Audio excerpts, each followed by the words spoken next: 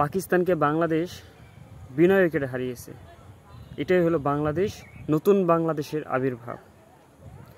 বাংলাদেশ দ্বিতীয়বারের মতো কিন্তু স্বাধীন হয়েছে। বাংলাদেশ সেই স্বাধীন দেশ পাকিস্তানের সাথে স্বাধীনভাবে জিতেছে। 10 উইকেটের ব্যবধানে পাকিস্তানকে টেস্ট ম্যাচে হারিয়েছে বাংলাদেশ। অসাধারণ পারফরমেন্স করেছে বাংলাদেশের মুশফিকুর রহিম। 191 রানের ইনিংস খেলেছেন তিনি, ম্যাচ সেরা হয়েছেন। কেউ ভাবতে পারেনি এই ম্যাচ বাংলাদেশ জিতবে।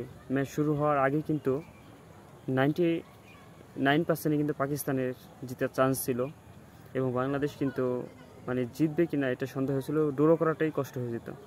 সেখানে পাকিস্তান প্রথমেই ব্যাটিং করে 450 রান করে। অনেকেই ভেবেছে বাংলাদেশ তো ফলোঅনে পড়ে যাবে।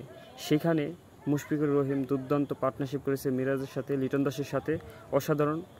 বাংলাদেশ পাকিস্তানের সাথে সর্বোচ্চ রান করেছে 565 রান এবং বাংলাদেশ ডিক্লার দেয়। 117 রানের লিড ছিল বাংলাদেশের।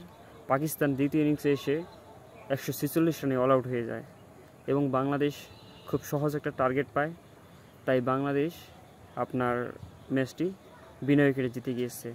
যেখানে আজকে শেষ দিন ছিল, আজকে ড্র হওয়ার সম্ভাবনা ছিল যদি পাকিস্তান অল আউট না হতো।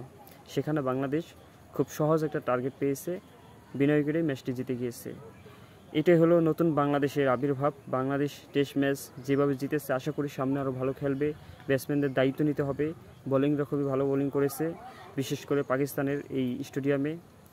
এবং এই স্টেডিয়ামে ম্যাচ জিতেছে বিনা উইকেটে এবং নাজমুল হোসেন শান্ত সেটা স্কোরবোর্ডে লিখে যাচ্ছে এই রাওয়ালপিন্ডি স্টেডিয়ামে।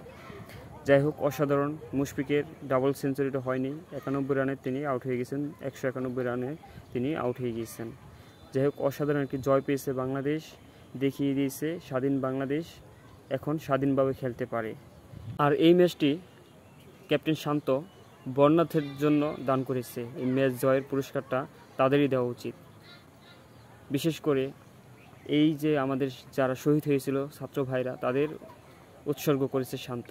এবং মুশফিকুর রহিম তার ম্যাচ সেরার পুরস্কারের যে অর্থ পাবে সেটাও তিনি দান করে দিবেন। এই বন্যায় যারা ডুবে যাচ্ছে, যাদের অনেক ফ্যামিলি মারা গিয়েছে, টাকা পাবে তিনি, সব টাকাই এই বন্যার্থের জন্য দান করবে মুশফিকুর রহিম। পাপন মুক্ত হয়েছে বিসিবি থেকে। আশা করি ফারুক আহমেদ, তিনি একজন সাবেক ক্রিকেটার এবং তিনি ক্রিকেট ভালো বোঝেন। আশা করি বাংলাদেশ তার এই নেতৃত্বে বাংলাদেশ খুবই ভালো করবে। তিনি সভাপতি এবং তার সাথে যারা যারা রয়েছে, বিশেষ করে সব সাবেক ক্রিকেটাররাই রয়েছে।